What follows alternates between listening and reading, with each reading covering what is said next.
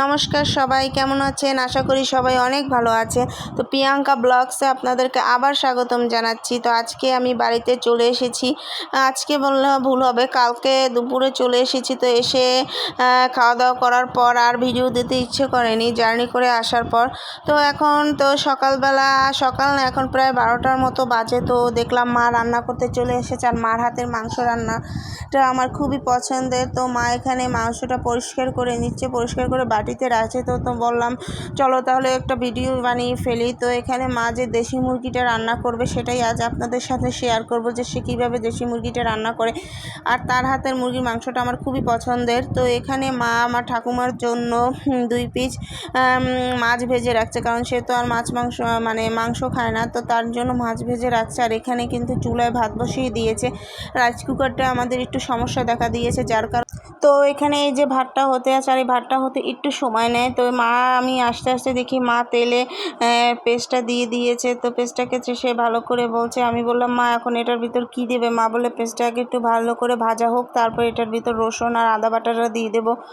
তো এই যে দেখুন, আমি একটু মার কাজে সাহায্য করছি। একটু হামানদিস্তায় সব মশলা আমি একটু গুঁড়ো করছি, যেমন এখানে জর্তিক, তারপর স্টার এলাচি, তারপর আপনার বড় এলাচি, গোলমরিচ, আরও অনেক কিছু দেওয়া হয়েছে।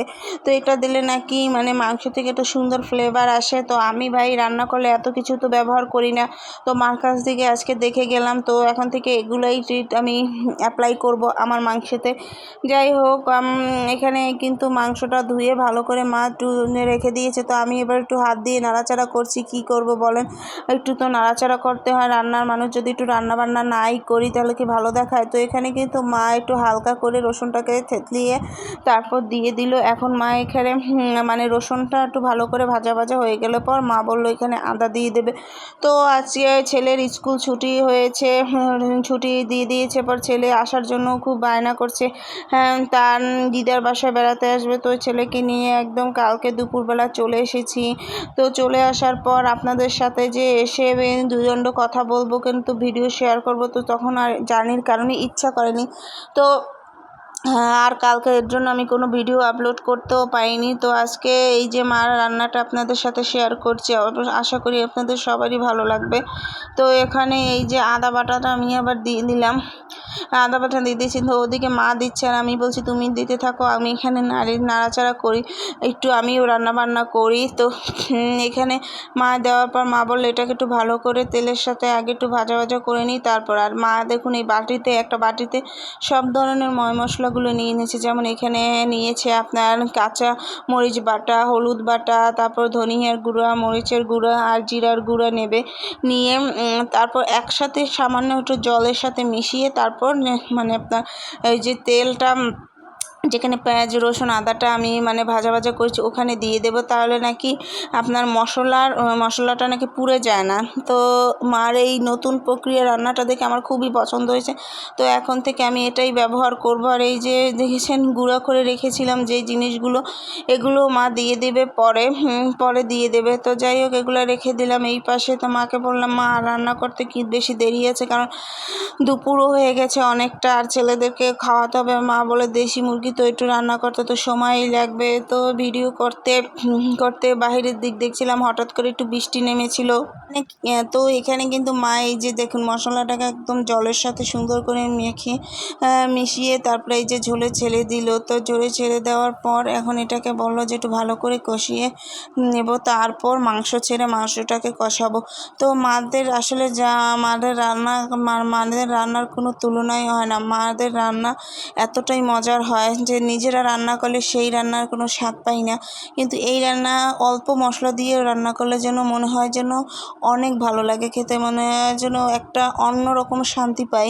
তো যাই হোক, মার রান্না কিন্তু, আর মা কিন্তু ওই যে গুঁড়া মশলাগুলো যেগুলোকে তৈরি করে রেখেছিল ওগুলোও কিন্তু পরবর্তীতে ছেড়ে দিয়েছে। তো এখানে কিন্তু আমি মশলাটাকে কষাচ্ছি। তো মা একটু হালকা জল দিয়ে দিল, বললো মশলাটা একটু হালকা জল দিয়ে দিই, এবার ভালো করে একটু নাড়তে থাক।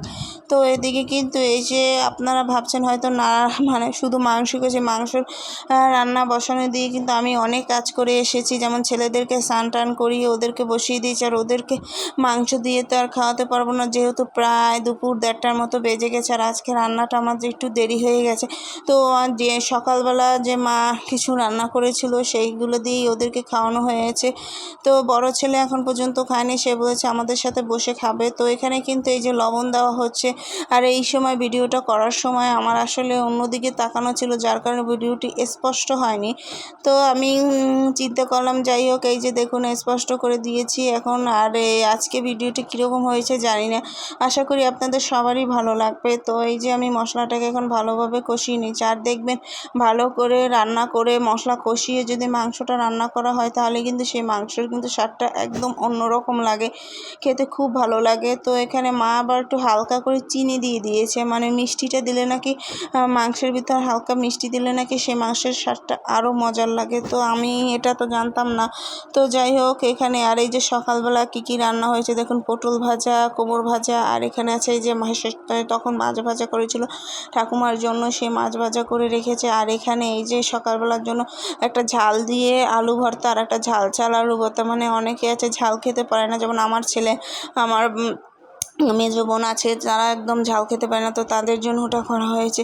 তো এখানে কিন্তু এই যে মশলাটা কিন্তু একদম ভালো করে পরিপাটি করে কষানো হয়ে গেছে। এখন মা এতে মাংসটা দিয়ে দেবে। আর দেশি মুরগি মাংস তো বুঝিনি, সেদ্ধ হতে তো একটুখানি সময় নেবেই।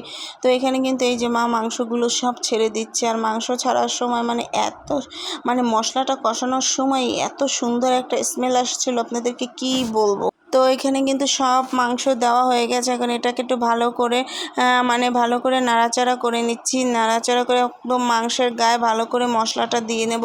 মশলাটা লাগিয়ে তারপর এটাকে ঢাকনা দিয়ে একদম ঢেকে দেব। দেখবেন মাংসটা কিন্তু আমি সবসময়ই বলি যে মাংস ভালো করে যদি কষানো হয়, তাহলে কিন্তু মাংসের স্বাদটা অনেক গুণ বেড়ে যায়, দ্বিগুণ গুণ বেড়ে যায়। তো যাই হোক, মা এটাকে এরকম রেখে গেল, তো আমি ভাবলাম একটু মা যখন রেখে গেল, তো আমিও একটু নাড়াচাড়া দিই। তো নাড়তে গিয়ে মানে এক হাতে মোবাইল নিয়ে নাড়তে গিয়ে এটা তো ব্যাপক সমস্যা হয়ে যায়। আর এখানে এটা কি দিয়েছে জানেন, এটা কিন্তু দই দিয়েছে। এই যে মাংসতে একটু দই দিলে যেরকম স্বাদও হয়, আর মাংসটাও কিন্তু তাড়াতাড়ি সেদ্ধ হয়। তো যাই হোক, এখানে মা দই দিয়ে দিচ্ছে। তো আমি তো প্রথম ভেবেছিলাম এটা কি দিল, তো মা বললো এটা দই ছিল, এটা সে রেখে দিয়েছিল, তো সেই দইটা সে দিয়েছে। তো যাই হোক, আমি তারপরে এটা দেখে আমি বললাম মাকে দাও, আমি এটা নাড়া দিই। পরে দেখি না, এটা নাড়তে গিয়ে মানে মোবাইলই পড়ে যাবে, তাই বললাম যে তুমিই নাড়ো, আমি এটা ঢাকাই। তো এই যে দেখুন, এখন কিন্তু এটা আরও সুন্দর দেখাচ্ছিল, আর এত সুন্দর একটা ঘ্রাণ আসছিল, মানে কি বলবো আপনাদের। আর খেতেও এত মজার হয়েছিল মাংসটা, আজকে একদম পারফেক্ট ঝাল সব কিছু একদম পারফেক্ট হয়েছিল। তো যাই হোক, আমি এখন এটাকে মা বললো এটাকে এখন ঢেকে দেবো। তো মাকে বললাম ঢেকে দেবে, বাকি সব প্রসেসিং করতে তো আরও দেরি আছে। মা বললো হ্যাঁ, আর এদিকে চলুন বাবা আর একটা কিছু আরও অনেক জিনিস এনেছে। এটা হচ্ছে বাবা 5 মিশালি মাছ এনেছে, তার ভিতর কিছু ট্যাংরা মাছ ছিল, ঘুঙ্গা মাছ ছিল, ঘুলসা মাছ ছিল। তো ওই মাছগুলোর ডিম হয়েছে, সেই ডিমগুলো। আর এখানে এই যে গুঁড়ো মাছগুলো, এগুলো পাতায় দিয়ে খেতে খুব মজার হবে।